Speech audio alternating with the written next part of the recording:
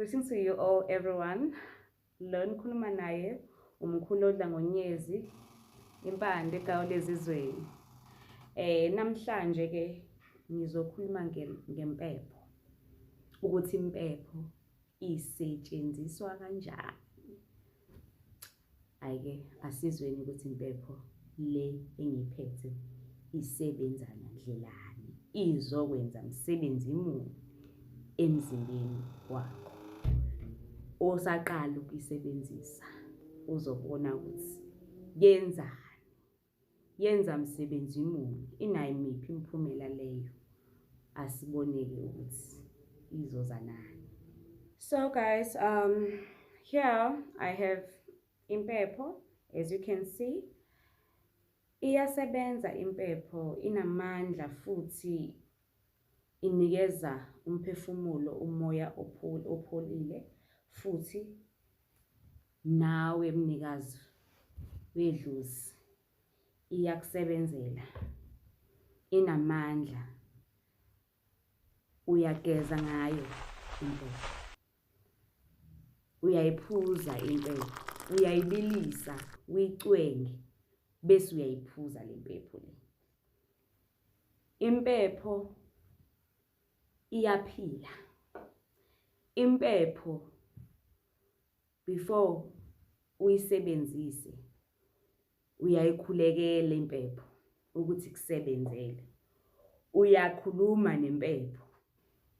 Impepho kumuntu emzimbeni yenzani? Okokuqala, impepho ikunika amandla. Impepho iphakamisa abantu abadala kakhulu. Iyadonsa, idonsa zonke izinto nawe ongazilindele. Ngisho idlozi engafuni ukuphakama liyaphakama. Inkinga kuze kuphakame ngisho amadlozi amabi angalunganga nje ngempela. Ingakho ukuthi ke yasiza ukuthi idlozi ulibize lelo elikhanyisela indlela yakho. Uyabona? Ungenzeki izinto ezingaqondakali.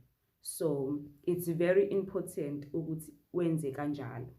So now I'm just gonna explain this before you use impepho wenza ini. Nansi ke impepho yami. Ngiyayithanda ke le impepho yomfula. It's very powerful to me. Iyangisebenzela mina kakhulu. Impepho yomfula ke uyageza ngayo. Uyaphalaza ngayo. Uyachatha ngayo. Wenza konke ngayo. So before you use it, make sure you pray for it. You need to pray for impepho. Impepho ukuze ikusebenzele ifele ukhuleke njengoba nikwazi ukukhulekela impande. Nicele nikhulume nazo zinilalele. Nempepho kumele nenze njalo ngoba nayo ikhiwa phansi. Isikiphila futhi. Kumele ke impepho uyikhulekele, uyicele ukuthi kusebenzele before uyifake emzimbeni wakho, so it will work. Into engiyithanda ngayo, ayikhethile ke impepho. Ingane uyayigeza ngayo. Umuntu omdala esalukwazi ikhehla uanti umalume uyageza ngempepho. Uyibilise, ugeze ngayo. Before nje uphuma endlini, angazi umuntu umephuma endlini ehamba egeze ngelux athi yena emsebenzini usuke uthembele imoya imngaka. Ingakho ngeke ukuthi umuntu uma uphila fanele uzigade, uzinakekele, uzithande. Ngiyabona? Asisho ukuthi yonke lento lena enisebenzisayo mokuthi uvuka ngomkhuleko kuhle kakhulu lokho futhi. Hayi kuhle bandla. Ngiyakuncamela lokho umuntu ozokhuleka athi inkosi ngicela uphume nami leli ekhaya enzima. La ngiyakhona kunzima. Makube kanjalo. Haleluya. Iyodibana mhla idibana, ithinta la mhla ithintana. Akube